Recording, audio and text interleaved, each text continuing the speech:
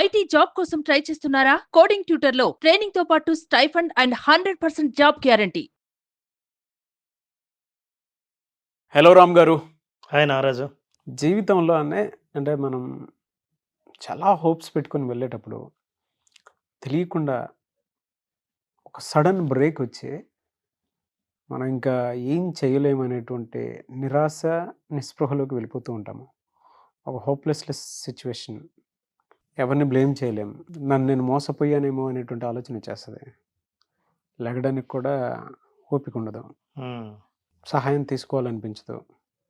ఏదో పరిస్థితుల ప్రభావం దాటి ఏ విధంగా అయిపోతాం అని అంటే ఇంక నా లైఫ్ ఇంకంతే అయిపోయింది, గివప్ చేసేద్దాం, ఇక్కడ నుంచి బతకడం కూడా వేస్ట్ అనేటువంటి థాట్లోకి వచ్చేస్తారు. నా కెరీర్ ఇదే, ఇంక ఇలానే ఉంటుంది, ఇందులో ఎదుగు పొదుగు ఉండదు, జీవితం అయిపోయిందనే మూడ్లోకి వచ్చేస్తారు. అదే మీ నోట్లో ఏం వచ్చిందో నా నోట్లో కూడా అదే. ఆడియన్స్ కూడా అదే ఫీల్ అవుతారు. ఏం వచ్చిందో తెలిసి కింద కామెంట్ బాక్స్లో పెట్టండి. అలాంటప్పుడు ఏం చేయాలని? ఇక నా వల్ల కాదు, నాకంత ఓపిక లేదు, నాకు అదృష్టమే ఉన్నట్టు లేదు, ఈ జీవితం వేస్ట్, ఇలాంటి మాటలు దేనికి సిగ్నల్స్ అంటే మనిషి ఆత్మస్థైర్యాన్ని కోల్పోయే ముందు వచ్చే ఫస్ట్ సిగ్నల్ ఏంటంటే ఇట్లాంటి మాటలే. అసలు మనిషి ఆత్మశక్తి యొక్క పవర్ అర్థం చేసుకుంటే తను మాట్లాడుతున్నది, తను అనుకుంటున్నది ఎట్లా ఉంటుందో తనకు తెలుస్తుంది. ఆత్మశక్తి ఎట్లాంటిది అంటే దేహబలం కంటే చాలా గొప్పది. మనిషి ఎంత దృఢంగా ఉన్నా సరే మనిషికి ఆత్మస్థైర్యం అనే ఉన్నవాడు శారీరకంగా బలంగా ఉన్నవాడి కంటే ఇంకా ధైర్యంగా ఉంటాడు. అసలు ఈ నిరాశకు గురైన వ్యక్తికి అవకాశాలు కంటి ఎదురుగా ఉన్న ఒక్క అవకాశం కూడా కనిపించదు. నిరాశకున్న సిగ్నల్ ఏంటంటే అవకాశాలని వెతకడం కూడా శ్రమ అనే భావనతో వెతకడం కూడా మానేయడం అనేది అది దానికి ఉన్న ఒక అతిపెద్ద దుర్లక్షణం నిరాశకుంది. నిరాశ కోల్పోతే, నిరాశ మేఘాలు పక్కకి జరిగితే ఆశ ద్వారా పుట్టే శక్తి అది అద్భుతమైన శక్తిని ఇవ్వడమే కాకుండా అవకాశాల కోసం వెతకడం ఒక అద్భుతమైన అదృష్టంగా కూడా భావించే అవకాశం ఉంది. కాబట్టి నిరాశ మనిషిని బలహీనుని చేస్తుంది.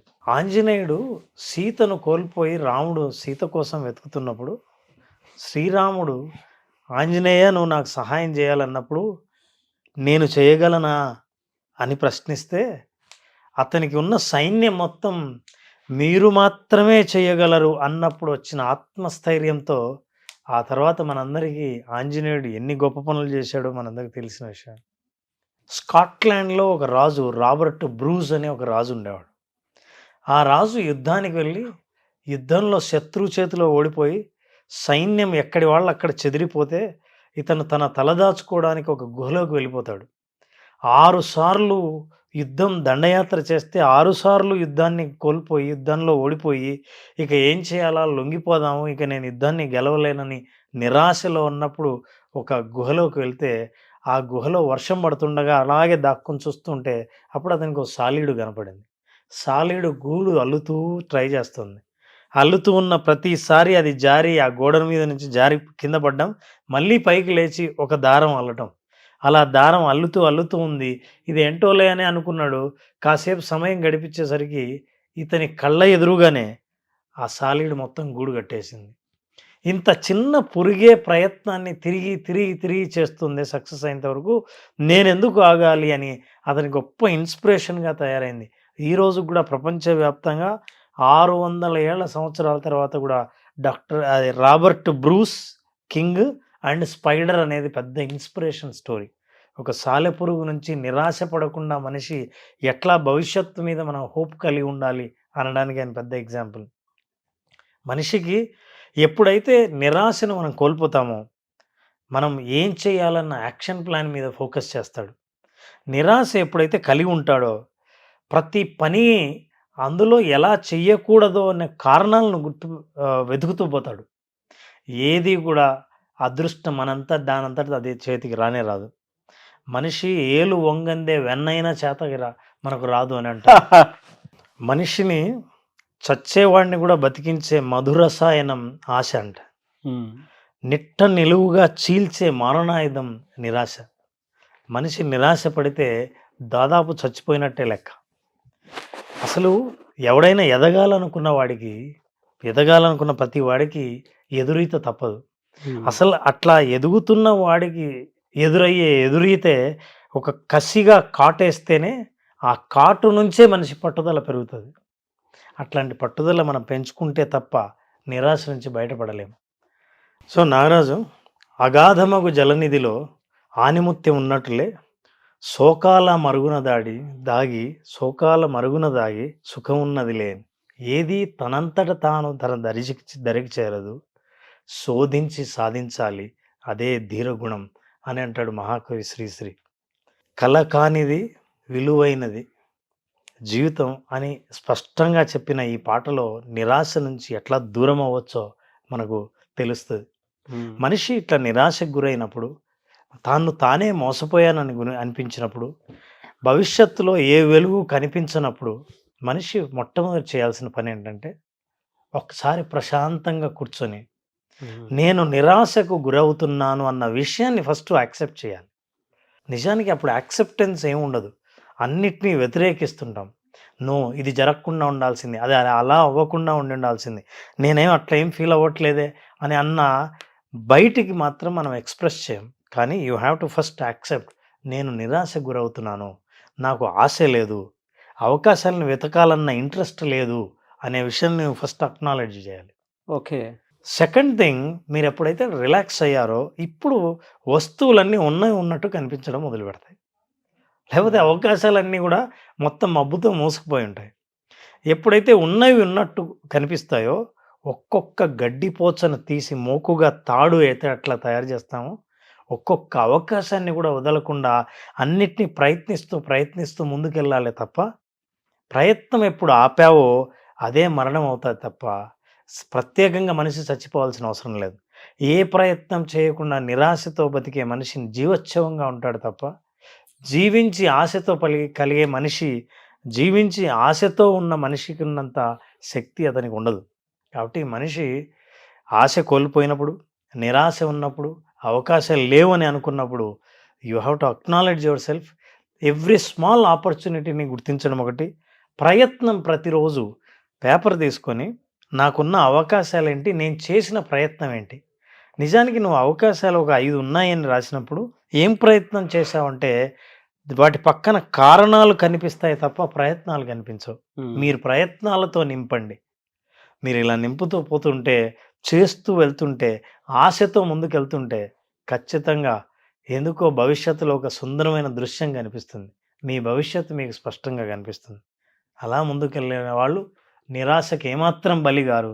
ఆశ అనే వెలుగు ఎప్పుడు వాళ్ళకి దారి చూపిస్తూనే ఉంటుంది. నాకు మీరు అలా చెప్తుంటేనే చాలా మందికి ఉండేటువంటి అతిపెద్ద సమస్య నిజంగా ఒక్కోసారి ఏమైపోతుందంటే, చుట్టుపక్కల తల్లిదండ్రులు ఉంటారు, కట్టుకున్న భార్య ఉంటుంది, కట్టుకున్న భర్త ఉంటాడు, కానీ హోప్లెస్నెస్ అంటే అది ఆ జీవితం ఎక్కడో మనకు కనిపించకుండా ఉండేటువంటి ట్రామాలోకి వెళ్ళిపోతూ ఉంటాం సార్. ఆ టైంలో బాడీ లాంగ్వేజ్ కానీ మనం కానీ ఉండేటువంటి తీరు ఉంటుంది సార్. అసలు లేచి నిలబడదామంటే బాడీ సపోర్ట్ చేయదు, ఒంట్లో నీరసం, ఓపిక ఉండదు, ఇంకా చచ్చిపోయటం బెటర్ ఏమో, ఎందుకు ఇలానే ఉంటుంది జీవితం అనేటువంటి క్లారిటీకి వచ్చేస్తుంది.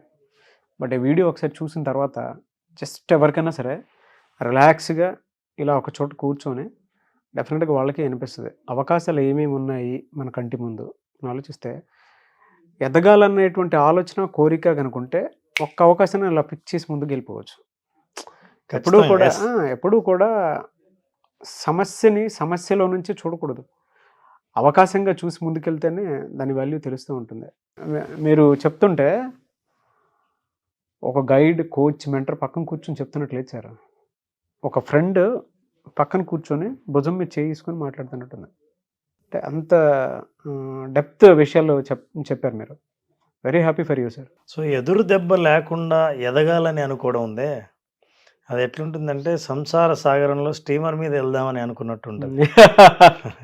ఈదాల్సిందే. అవును. సో అట్లాంటి అవకాశాలని మనం యాక్చువల్గా విజువలైజేషన్లో కూడా చెప్తున్నారు. ఏదైనా సమస్యలో మీరు ఇరుక్కున్నప్పుడు సమస్య సాల్వ్ అయితే, సొల్యూషన్ కనిపిస్తే, ఆ సొల్యూషన్ ద్వారా నీకు అద్భుతమైన ఆశ కల్పిస్తే అప్పుడు జీవితం ఎంత అద్భుతంగా ఉండాలని నువ్వు కోరుకుంటున్నావో ఆ జీవితం ఎలా ఉంటుందో దాన్ని రాయాలి.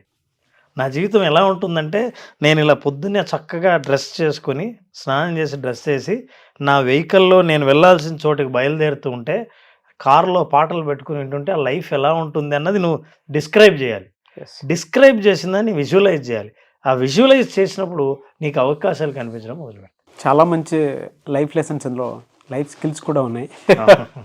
ప్రతి ఒక్కరూ ఫేస్ చేసేటువంటి ప్రాబ్లమ్ని అలా చిటికలో బయటపడేలా చేశారన్న. కమింగ్ టు క్లాస్ ఎప్పుడుండే అవకాశం ఉంటుంది మళ్ళీ విజువలైజేషన్ ప్రాక్టికల్? ఎస్, సెషన్ చాలామంది బేసిక్ విజువలైజేషన్ ఎక్స్పీరియన్స్ అడుగుతున్నారు. సో మనం సెప్టెంబర్ 3న స్టార్ట్ చేస్తున్నాం. విజువలైజేషన్లో ఏంటంటే టైటిల్ కూడా ఏంటంటే విజువలైజేషన్ ఓన్లీ ప్రాక్టీస్. చాలామందికి నిజంగా ప్రాక్టీస్ చేసే టైం లేదు. చాలా టెక్నికల్ తెలుసు, చాలా పద్ధతులు తెలుసు, చాలా నాలెడ్జ్ ఉంది. ఇవన్నీ ఉన్నా సరే ప్రాక్టీస్ చేయడానికి టైం దొరకట్లేదు ఎవరికి.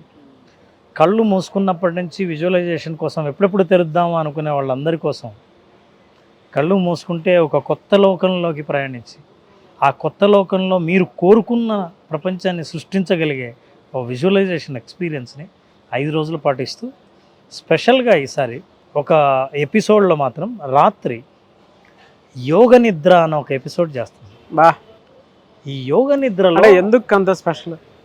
యోగ యాక్చువల్గా వినాయక చవితి వస్తుంది, పండుగ ముందు ఈ యోగ నిద్రలోనే సబ్కాన్షియస్ మైండ్లో వాళ్ళు విజువలైజ్ చేస్తూ నిద్రలోకి వెళ్ళిపోతారు. నిద్ర సరిగ్గా రాని వాళ్ళు ఆ రోజు ఒక ½ అన్ అవర్ నిద్ర 3 గంటల డీప్ స్లీప్తో సమానం. అటువంటి యోగ నిద్ర అనుభవాన్ని పొందాలంటే మన 5 రోజుల సెషన్లో ఒకరోజు వాళ్ళందరికీ యోగ నిద్ర అద్భుతమైన అవకాశం ఇవ్వడం జరుగుతుంది. డేట్ Ram sir? This is from 5 days program Naraju. 3rd September నుంచి ఈ 5 రోజుల్లో 4వ రోజు రాత్రి యోగ నిద్ర ఉంటుంది. రాత్రే సెషన్ ఉంటుంది. ఈ యోగ నిద్రతో పాటు అందరూ నిద్రలోకి వెళ్ళిపోవడమే ప్రోగ్రామ్. సో సెప్టెంబర్ 3న ఎవరైనా ఎన్రోల్ చేసుకోవాలి అనుకున్నటువంటి వాళ్ళు ఆ రోజు నుంచి ప్రోగ్రామ్ స్టార్ట్ అవుతుంది. స్క్రీన్ మీద మీ కాంటాక్ట్ నెంబర్ కనిపిస్తుంది. Visualisation 2.0 practice, only practice. అంటే చాలామందికి ఇది అనుభవంలోకి ఎలా వస్తుంది అనేటువంటి డౌట్స్ ఉంటాయి కదా, అటువంటి వాళ్ళు మాత్రం డెఫినెట్గా ఎన్రోల్ చేసుకొని క్లాస్ని అటెండ్ అవ్వాల్సినటువంటి వాళ్ళు స్క్రీన్ మీద మీ కాంటాక్ట్ నెంబర్ కనిపిస్తుంది. దాన్ని మీరు కాల్ ఆర్ మెసేజ్ వాట్సాప్ చేసి సెప్టెంబర్ 3న ఎన్రోల్ చేసుకోండి. ఈ వీడియో లైక్ చేయండి, షేర్ మాత్రం తప్పకుండా చేయండి. ఇలాంటి మరిన్ని వీడియోస్ కోసం మా ఛానల్ ఫాలో అవ్వండి. Thank you so much Ram sir. Thank you Naraj.